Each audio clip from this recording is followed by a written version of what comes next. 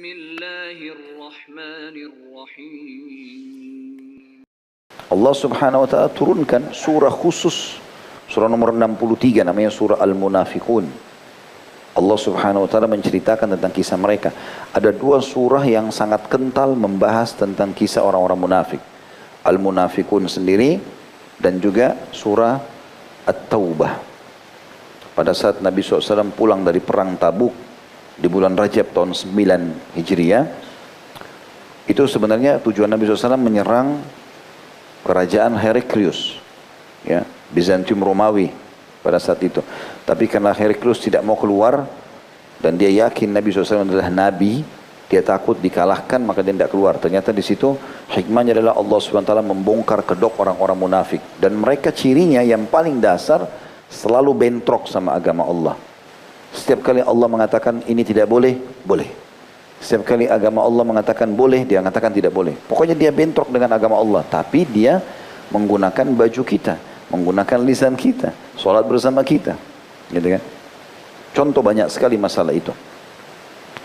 Di perang Tabuk, saya bicara misalnya perang Tabuk itu paling banyak membongkar tentang kedok mereka, dan surah At-Taubah menjelaskan. Kalau tidak salah mulai dari ayat 40-an sampai ayat 90-an.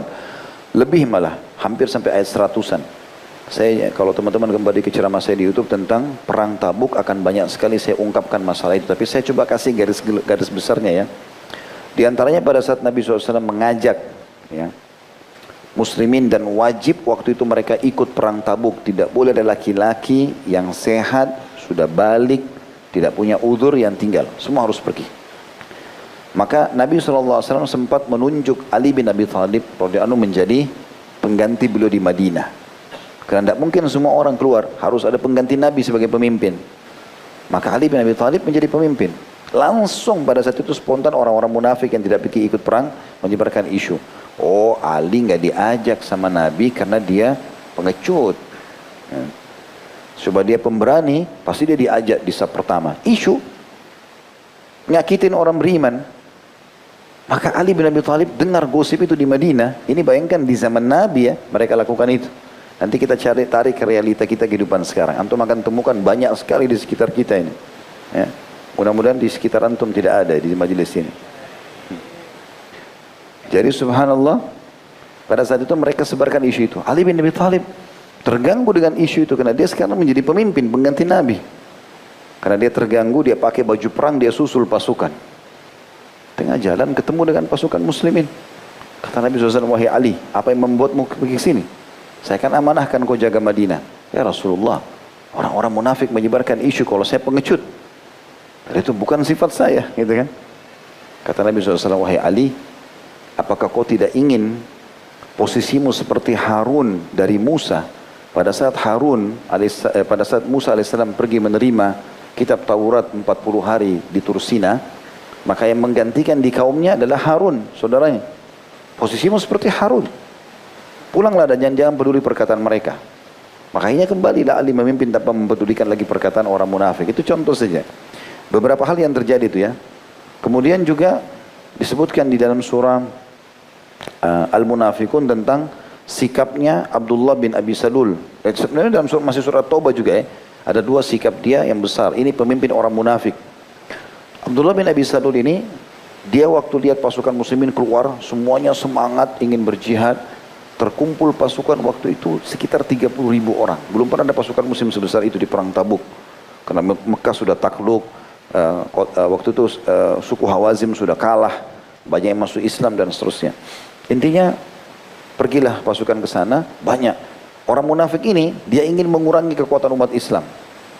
Karena dia punya kedudukan di suku Khazraj, sukunya dia, Abdullah bin Abi Salul ini, wa na'udzubillah, kepala munafik, dia bilang, saya juga akan keluar, yang merasa suku saya berkumpul sama saya akan biayai, saya akan begini dan begitu. Banyak orang-orang gabung sama dia juga. Pada saat gabung, dia tunggu, dia bilang tunggu sebentar, biar pasukan jalan kita tunggu, kita paling terakhir di belakang. Dengan kalimat-kalimat yang bohong, kita akan menjaga pasukan, kita akan begini, motivasi orang. Begitu pasukan sudah jalan, dia bilang, lihat pohon-pohon kurma kalian. Kebetulan waktu itu perang Tabuk ini 2-3 hari lagi mereka akan panen kurma, dan itu sumber pendapatan utama penduduk Madinah. Allah SWT lagi sedang menguji keimanan mereka. Maka Abdullah bin Salul balik ke pohon-pohon kurma dan mengatakan, lihat pohon-pohon kurma kalian. 2-3 hari lagi berbuah, panen. Kita panen saja dulu, baru kita nyusul pasukan. Dan sekarang juga lagi panas. Maka lebih baik kita tidak usah ikut. Ada di antara mereka yang termakan dengan isunya orang ini. Jadi hanya untuk mengurangi jumlah pasukan muslimin. Ya. Terjadi juga pada saat itu kisah tentang hilangnya unta Nabi SAW. Ini pernah saya ceritakan ya. Bagaimana unta Nabi SAW pada saat pulang dari perang Tabuk hilang. Lalu Nabi SAW bilang, unta saya hilang, carilah. Ada orang munafik rupanya.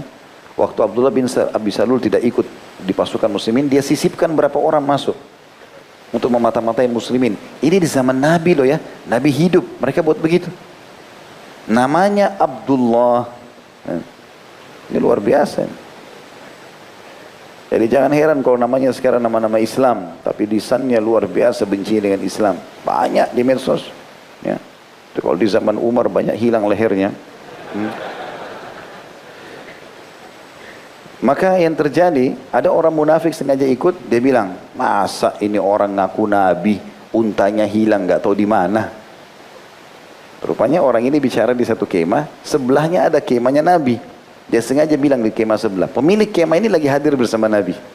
Kata Nabi SAW, kenapa ada sebagian orang bicara ya di antara kalian? Nabi nggak sebutin namanya. Salah satu adab dan akhlak Nabi, Nabi nggak mau bongkar siapa orangnya. Nabi cuma bilang, kenapa ada orang di antara kalian yang berkata, ini Nabi tapi nggak tahu untanya hilang di mana?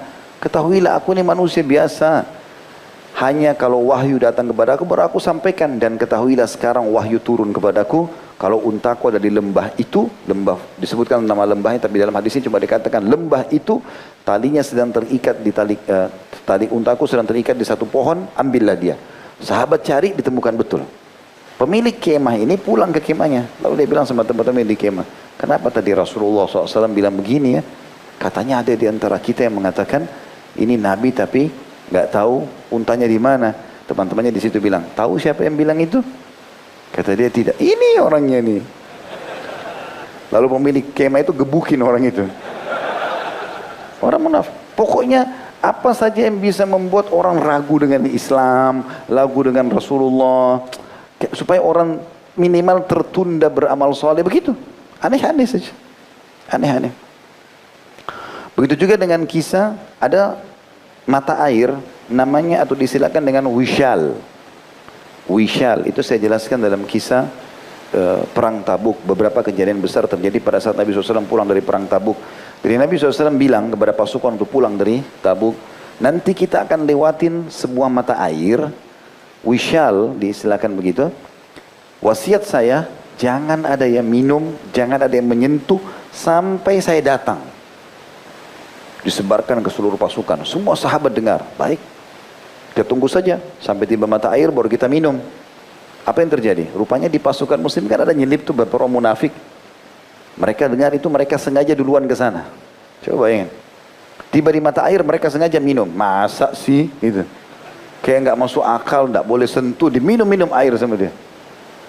Akhirnya mata air itu berhenti. Waktu mereka minum berhenti. Nggak ada airnya. Tiba Nabi SAW dengan pasukan di situ. Lalu Nabi SAW melihat, Nabi mengatakan, semoga Allah melaknat mereka. Andai saja mereka mematuhi perintahku, maka di sini akan ada mata air yang akan menjadi lautan luas, memenuhi semua kebutuhan jazirah Arab. Lalu Nabi SAW berdoa, lalu meludahi arah mata air tadi. Tapi ini ludah Nabi. Ya. Perlu saya ingatkan.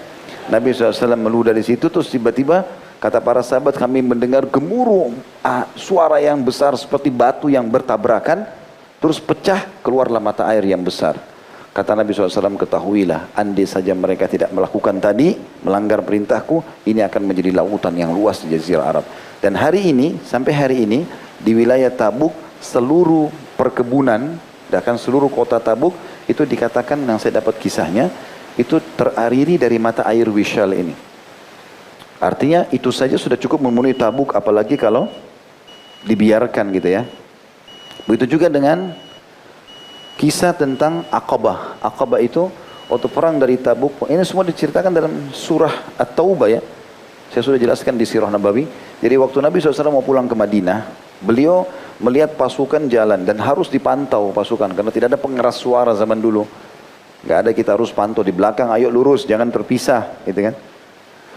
Maka Nabi SAW mengajak Ammar bin Yasir dan Hudzaifah bin Yaman radhiyallahu anhuma, dua orang sahabat yang mulia, dipanggil, disuruh naik temani Nabi di atas Aqabah. Rupanya disitulah ketahuan berapa jumlah orang munafik waktu mau pulang ke Madinah. Kurang lebih 14 orang mereka. Lalu mereka menutup wajah mereka dengan kain-kain wajah, lalu mereka mengatakan, waktu lihat Nabi SAW di atas bukit Aqabah namanya, Nabi lagi mantau pasukan. Kalau ada yang agak miring, ada yang jauh, ada yang keluar, kelihatan dari atas gunung itu. Maka mereka bilang satu sama lain, kalian tidak akan mendapatkan kesempatan membunuh orang ini, ya, lebih bagus daripada waktu ini. Ini Nabi mau dibunuh. Bayangin aja. Kalau cuma zaman sekarang ulama, dai itu kecil. Nabi mereka mau bunuh zaman itu. Gitu kan. Maka Nabi SAW tapi tidak bicara apa-apa. Nabi dapat wahyu kalau mereka akan bunuh. 14 orang ini langsung naik ke Aqabah. Kata Ammar bin Yasir dan Hudzaifah bin Yaman radhiyallahu anhuma, kami mengira mereka adalah orang-orang yang Nabi larang. Karena Nabi bilang, saya akan naik ke Aqabah, ke gunung tinggi itu. Jangan ada yang ikut ya, kecuali Ammar dan Hudzaifah. Jadi mereka bilang berdua, kami kira mereka ini hanya orang-orang yang tidak mau dengar perintah Nabi, lalu tetap mau naik gitu loh. Lalu kami mengusir mereka dengan pedang, lalu mereka lari. Tapi kami melihat di wajah Nabi, raut wajahnya berubah total dan sangat marah. Yang belum pernah, kata Hudzaifah, aku melihat Nabi SAW marah seperti itu. Lalu kata Nabi SAW, hai Hudzaifah, apa kau tahu siapa mereka? Tidak ya Rasulullah. Mereka adalah 14 orang dari suku Tamim pada saat itu, dari kaum munafikin. Namanya fulan, fulan, fulan, fulan. Nabi sebutin satu persatu nama-nama mereka. Ketahuilah mereka semua berusaha untuk membunuhku. Seperti itu.